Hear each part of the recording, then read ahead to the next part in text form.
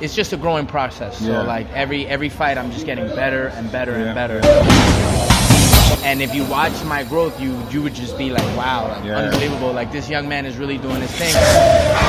Thank you. And I'm doing it all through Don. You know? I'm doing it all through Don and God. So just tune in. You don't want to miss it. It's growth. Right up. Boxing.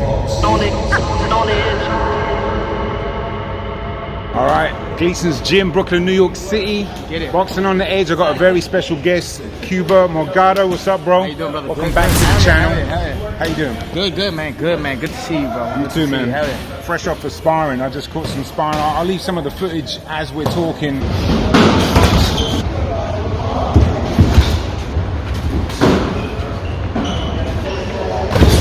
Now tell us about how that went. Great rounds. Well, it's been what, like a little over a month since my last fight that I sparred.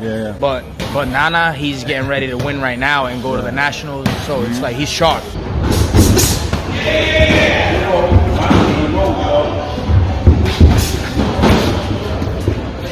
Sharp, same weight class, faster, stronger. Like, you know, like it's really good work. Iron sharpens iron, like literally. Absolutely. And if you guys want to check him out on my Instagram, I've got some footage of him with Don on the pad. So I'll leave the link below. Boxing.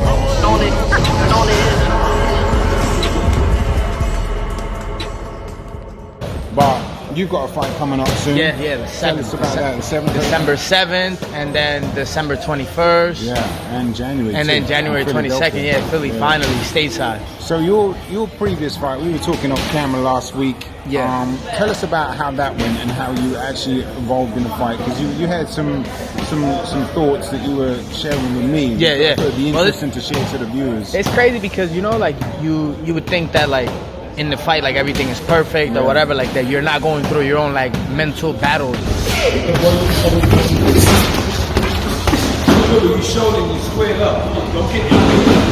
And as tough as we all are, like you as a human being, we're human beings, so we go through that, you know. And like the first rounds, like everything felt good. I felt good, and then I don't know, like I just started like, not that I felt off, but I kind of felt like I was disappointing. I guess like my viewers, I started thinking, which I wasn't supposed to do. I kind of got into my own little. Did that surprise you when that happened? It surprised me for a split second. Like when that bell rang, I like for some reason, like I looked at the camera and I was like, fuck, like yo, I'm fucking up. And then when I get to the corner, I like obviously like Don, he picks that up and he's like, you good? And it's like you know, like of course, like as a human, like as just a person, you want to be like, nah, I'm not good, like what the fuck? And it's like nah, like we can't play, like we're not playing around, so it's just like it's like, and then that switches, so it's like yeah, nah, you know what? As a matter of fact, we're good, like guys. So now we take that switch off, so it's where it's just like shut the fuck up, like let's go, you know, like we gotta fight, and that's literally what I did. Like it helped me out so much because I came back and I boxed the shit out of him, like. I was doing pop, boom, boom, boom. Like I was hell yeah, I was doing shoulder. I was doing things that I don't even be doing like that, you know. So it was like, so it was great. It was great. It felt good when you do stuff like that and it just comes out and over. It's the growth. It's the growth that just feels better because like he knows more than me. Like all the things that I can do, all the things that I don't do. 1, 2, 3, 4, 5, 6. So he gets mad at it. Pay attention. Pay attention. Not paying attention. And then like he's seen like those things come out.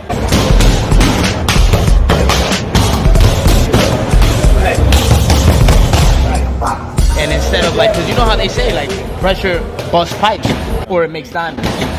And that night made a diamond, you know, and we know it, you know, it's just a matter of just going through that experience, and that was a great growing experience for me, I feel. And like, mentally, physically, everything experience. To come through that adversity that you kind of dealt with out of nowhere and then rise up and get it. They didn't give you guys the win, did they? Yeah, right? But they didn't give us the loss either. So draw, it's like, right? But you know you won in there. I know, the people know, his own people were saying it, you know, but it's all right. It's boxing, I guess. Yeah. It's like the learning experience, and I definitely do, like for instance, like today, you know, like sparring Nana, like he's really sharp right now.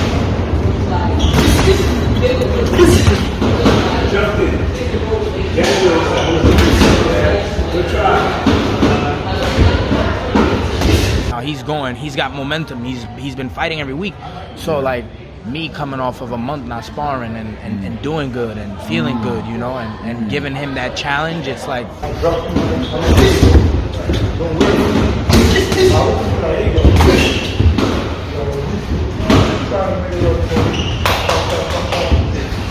I don't have amateur experience. Yeah. So for him, his yeah, experience, it's becoming my experience. So like I'm like, you know, we all soak it up, and that's where they say like iron sharpens iron, because it literally does. Like especially when you take a month off, you know, you might not be the sharpest. Oh yeah, no, not at all, not at all, not at all. I mean, a month's a long time. Yeah. When you're used to training every day, sparring. No, because I've been training, but not sparring. Now it's different when you got punches coming at you.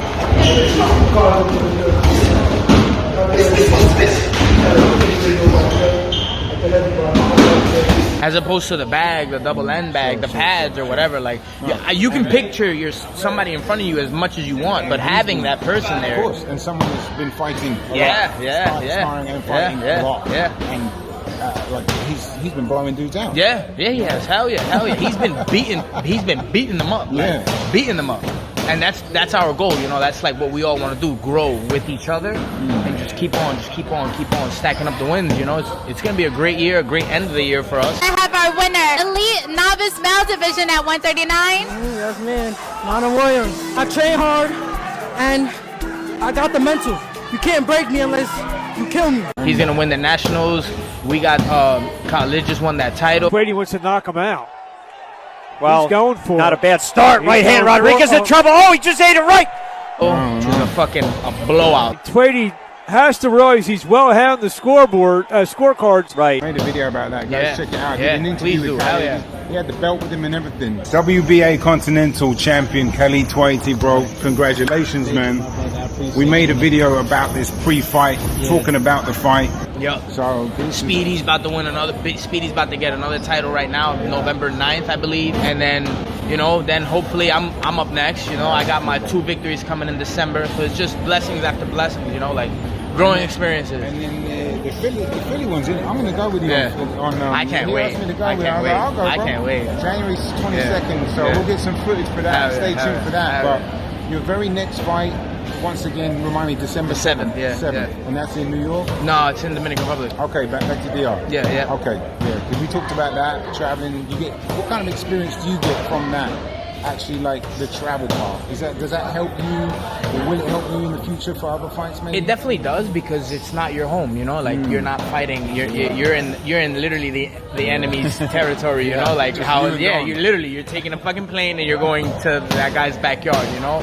And it definitely does play a part. Like, I mean, to anybody else, to me, it doesn't play a mental part, but like it literally does. Like it's you're in somebody else's backyard. As far as the referees, the judges, everything, like it's there.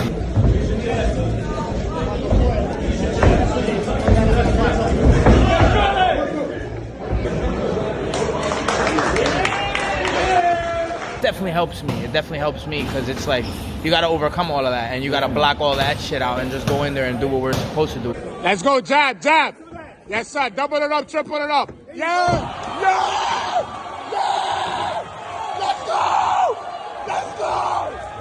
So DR is not too far away from Cuba. Yeah.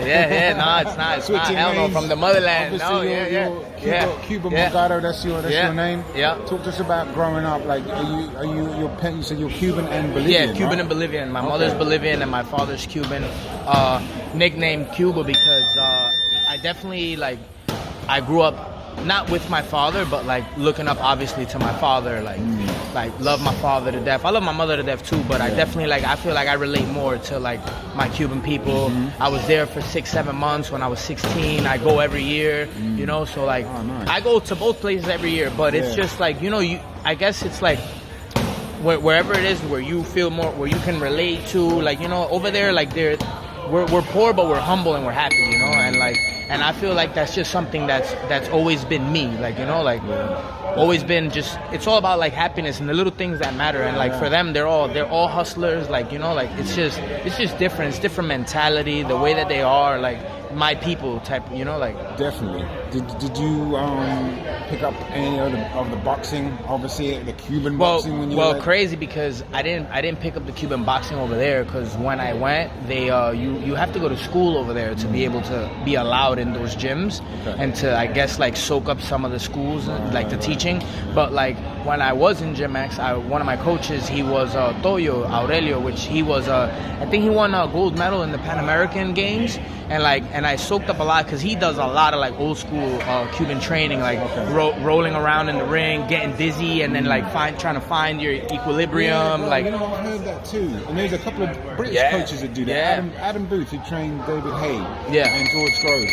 He used to do that. Yeah. He used to get into, I never heard of it. It's crazy. It's like actually spin around just in case you get knocked down or you little try and find your balance. And you have no idea how difficult it is. Like, and it plays a big role in boxing because when you get rocked or whatever, or even if you don't get rocked, like there's so much going on around you that you have to have that voice in you, which obviously is your corner, you know. So when you're dizzy and you're all fucked up and everything, like the whole point of that exercise was him telling me, find me, and I'm like, okay, woo, like, and boom, I'm like, okay, and then once I find them, I'm like, I bet. So now it's all about getting back in your mojo, you know, and and those are like Cuban old school teachings and things like that that help. I never knew that was a Cuban thing, because like, you know, if you do practice it a little bit, you're gonna have a head start from someone who didn't.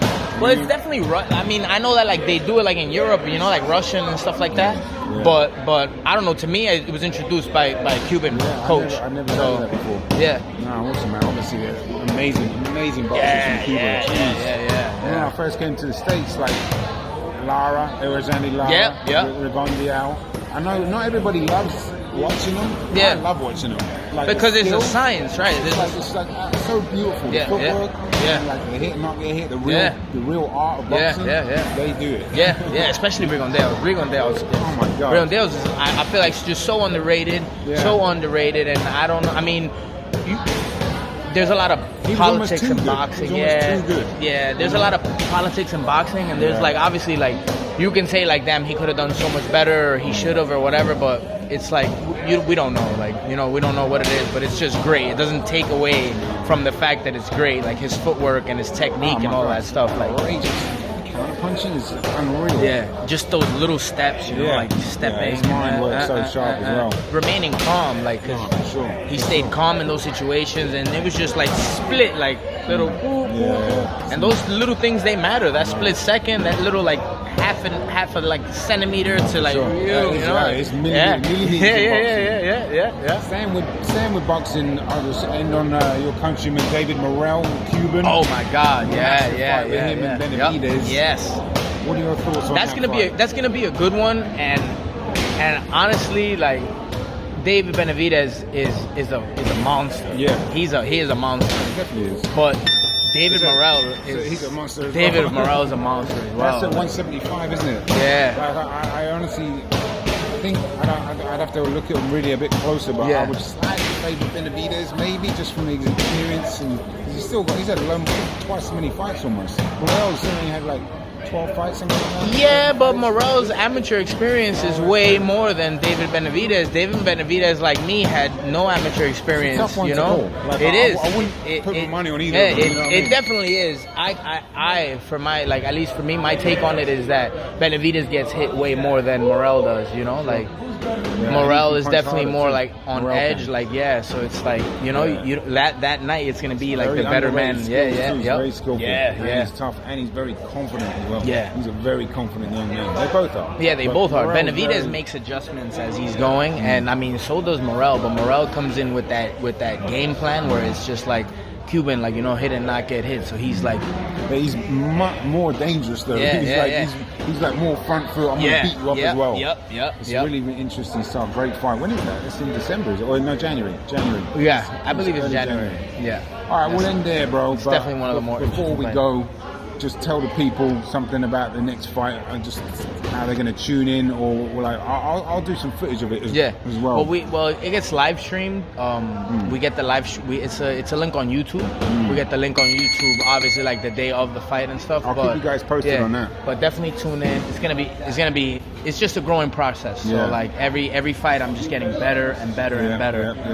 And if you watch my growth, you would just be like, wow, like, unbelievable. Like this young man is really doing his thing, and I'm doing it all through Don. You know? I'm doing it all through Don and God. So just tune in. You don't want to miss it. It's growth. Brother. Best of luck, man. I'll leave his info on the screen. Check him out. We'll be here next time for the next fight. See you guys soon. Boxing.